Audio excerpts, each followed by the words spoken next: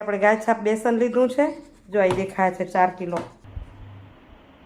આમાં મૂણ છે ને માપનું નાખવાનું, વધુ માન નાખાઈ જશે ને તો ભાવનગરી જેવા પોચા થઈ જાય. પાછું નાખવાનું જે પ્રમાણે તમે તીખું ખાતા હોય એ પ્રમાણે. આપણા ઘરમાં કે પ્રમાણે નમક ખવાય છે એ પ્રમાણે ટેસ્ટ થોડું કરી લેવાનું. એકદમ મિક્સ કરી પછી તેલવાળા હાથ કરીને પછી મસળી લેશું. તો જો આપણો લકડિયાનો લોટ થઈ ગયો તૈયાર. એ પલટાવી લઈએ.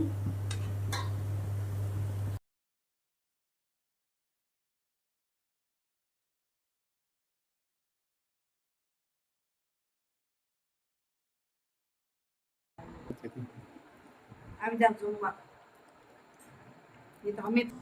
નમસ્કાર મિત્રો, કેમ છો? મજામાં ને? સ્વાગત છે તમારું મારી YouTube channel natural life with Tina પર. મિત્રો, સવારના 11 વાગ્યા છે.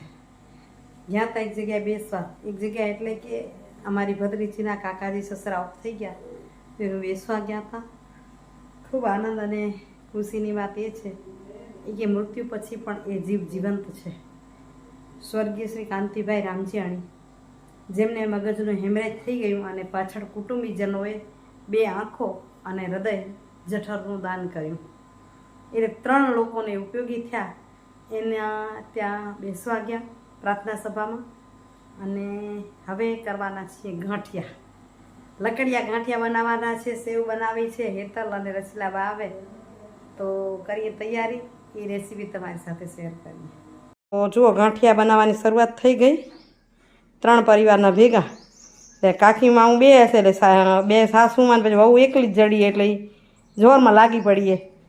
આપણે ગાય છાપ બેસન લીધું છે, જો અહીં દેખાય છે 4 કિલો, 4.5 કિલો જેવું છે. અને એને સારી રીતે ચાળી લઈ જેથી એમાં ગાંઠા ન રહે. જો બાજુ હેતલ બેસન ચાળી લે ત્યાં સુધી એ બેસનમાંથી જ લીધું. આ મેં 1/2 કિલોથી વધુ એટલો લોટ છે. અને એમાં સ્વાદ અનુસાર નમક નાખ્યું, આટલું મોણ નાખ્યું છે.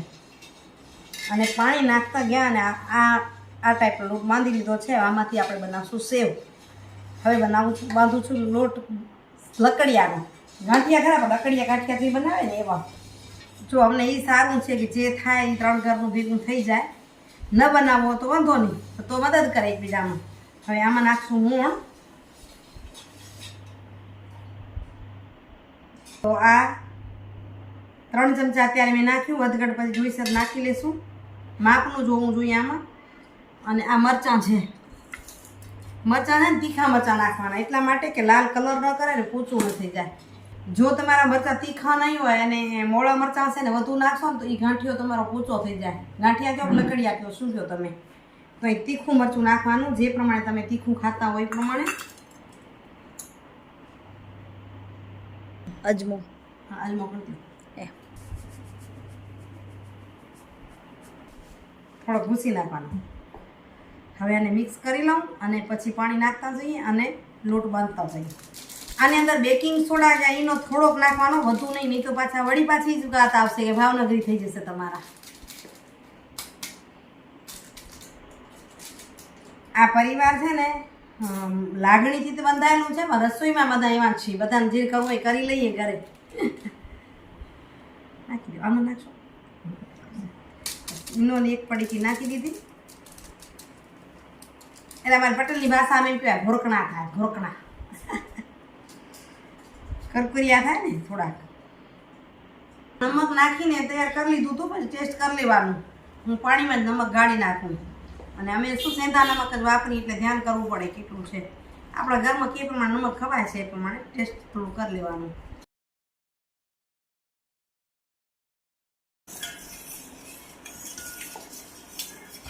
મસળતા જશું પણ જરૂર પડશે એ પ્રમાણે પાણી નાખતા જશું. આનો લોટ બહુ કડક ના જોઈએ. બેસન છે એટલે ચીકણું એટલું જ હોય. એકદમ મિક્સ કરી પછી તેલવાળા હાથ કરીને પછી મસળી લેશું.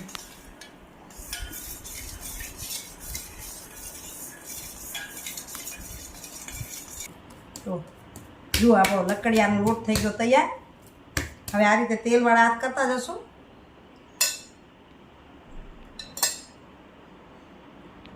દિવસથી ચીપકે નહીં. હવે હું હાથને ધોઈ નાખીશ, પણ એકવાર આના પર દબાવી દઉં. આમ પહેલાં હાથ ધોઈ લઈએ કાંકી ચીપકે ને ચીપકેલું હોય બધું નીકળી જાય. બેસન છે ને ચીકણું જ બહુ હોય. ને હવે ફરસાણવાળા તો મશીન આવી ગયા છે, તો મશીનમાં જ બાંધે છે બધા. આ સંચારની અંદર તેલ લગાવ્યું અંદર પતરીમાં અને ઉપર ભરી લીધો લોટ. ને હવે કરી દઈએ એને બંધ.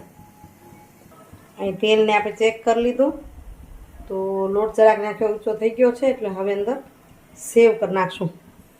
જો આ સંચારની અંદર આપણે ભરી લીધો છે, હવે નાખતી જાઉં. એક હાથ મારો એક જ થાય છે એટલે બતાવી નથી શકતી સરખું. તો જો અહીં એક ગાણો મેં ઉતારી લીધો. એકવાર થઈ જાય એટલે પલટાવી લઈએ.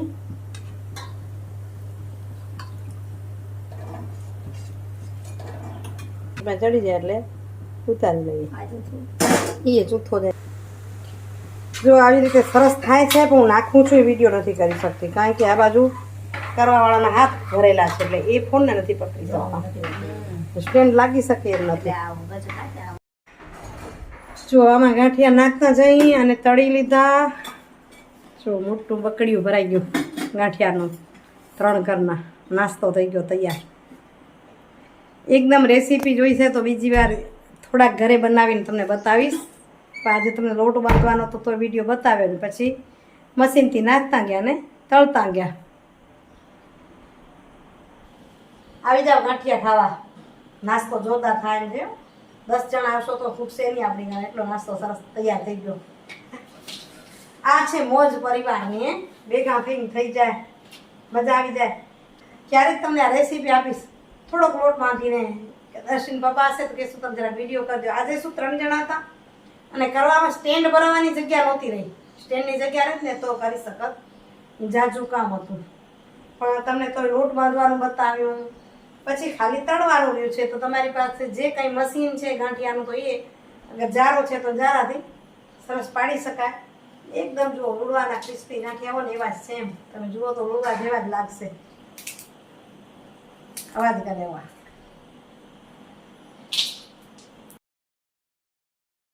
મિત્રો ગાંઠિયા બનાવતા બનાવતા વચ્ચે બ્રેક લીધો, કારણ કે 4.5 કિલોનું હતું. થોડુંક ટાઈમે લાગે.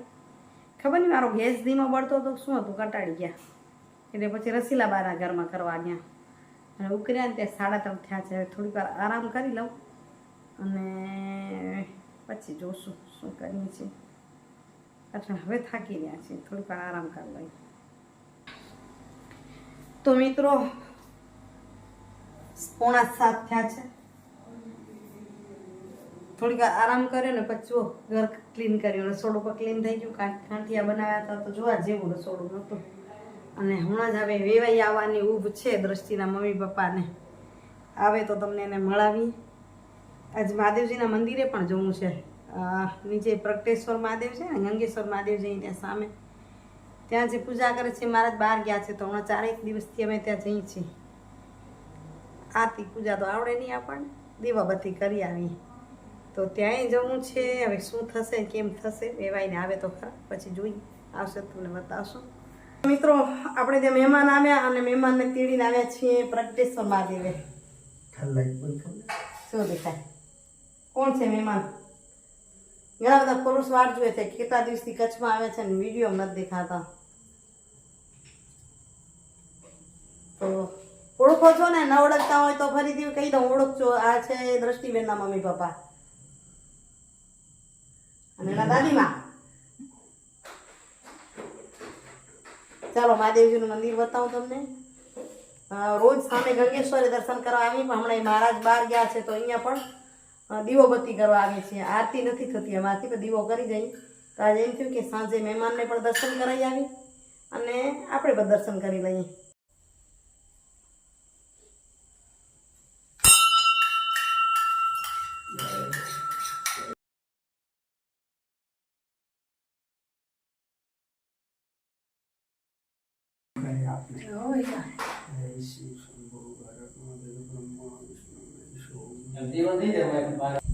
મૂળ તો એ તો સવારે ઘી અહીંયા તપવા મૂકી ગયા હતા, જામી ગયું હતું તે લેવા માટે અહીંયા આવવું પડ્યું. સાંજે કામ જો સરસ થઈ જશે. આ બધું પાણી ભરી આવે. અહીંયા પાણીની વ્યવસ્થા થોડીક નથી એટલે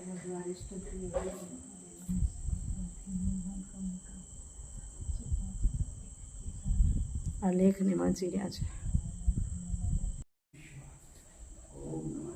બધી મેળમાં જોઈ લાવી ચમચીથી કાઢીને ડબ્બો હોય અંદર એમાં ગાળી દો. ડબ્બો વાળો વીટું વાળો છે ને એમાં નહીં તમે ડબ્બા મોકલા એમાં વટું હતું ને હો ઈ ડબલું હતું તમે લીધું પાછું અહીંયા એ નથી. હમણાંના પૂજારી છે ભરત મહારાજ બહાર ગયા છે ત્યાં સુધીના. હાલો હાલો મંગેશ્વર આલી ચાલો હવે ત્યાં દર્શન કરી આવીએ કેમ કે મારે રોજ ના આપણા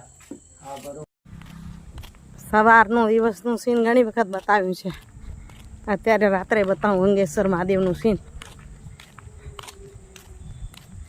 જો એ પોતે જઈ રહ્યા છે અને વેવાઈને ને કીધું તમે ગાડી લઈને આવો. બા મોટા છે ને એટલે ગાડીથી આવે. પણ કેટલું અદ્ભુત દ્રશ્ય દેખાઈ રહ્યું છે તમને. શારદા બેન અંધારામાં નજવાળામાં દેખાય નહીં. આ બાજુ ગાડીથી આ નાખું રાત્રિનું નાખું તમને દેખાય. જો મસ્ત શણગાર. સવારે આવીને ત્યાં આ બધી લાઈટો દેખાય નહીં. અજવાળું ન હોય, અજવાળું હોય એટલે અંધારામાં સીડી જૂના નજવાળા ભગવાનના દર્શન કરી લઈએ. વાતાવરણ બહુ સરસ થઈ ગયા. તમને કેટલી શીતળતા લાગે પડી. આમ મજા આવી જાય.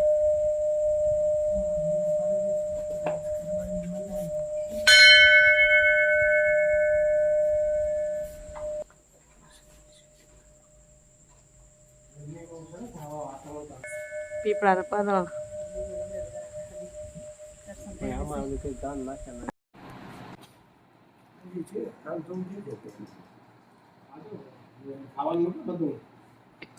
આજે જમવાનું જો હોમમેડ નથી કાંઈ એમ ને. અમે હોમમેડ બનાવવા જતો પછી હું બનાવતી રહી જાઉં એટલે કીધું બહારથી જ કરીએ. જમવામાં છે પરોઠા બનાવતી હતી ના પાડી સાદા બેને. મેં કીધું આ સારું હોય પાઉંભાજી વાળું. કા આપણે લઈ રહી પાઉંભાજી સરસ આવે રીતે એની એમ તીખી નથી ના. આપણે ખપેવી પછી શું લાલ ચટણી આપે ને તીખી ખાવી હોય લઈ લે. તો હજુ આ કચુંબર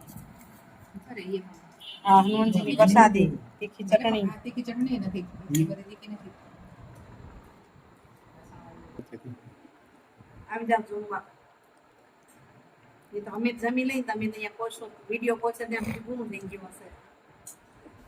તો મિત્રો હવે જમતા જમતા વિડીયોનું કરી નાખીશ એન્ડિંગ. આજનો વિડીયો કેવો લાગ્યો કમેન્ટ કરીને જરૂરથી કહેજો. આશા રાખીશ કે ગમ્યો હશે. જો ગમ્યો હોય તો લાઇક શેર અને સબસ્ક્રાઈબ કરવાનું ભૂલજો નહીં. ફરી મળીએ છીએ આવા જ સરસ મજાના વિડીયો સાથે. ત્યાં સુધી આપ સૌને જય શ્રી કૃષ્ણ, જય જય ગરવી ગુજરાત, જય ભારત અને જય હિન્દ. Bye bye.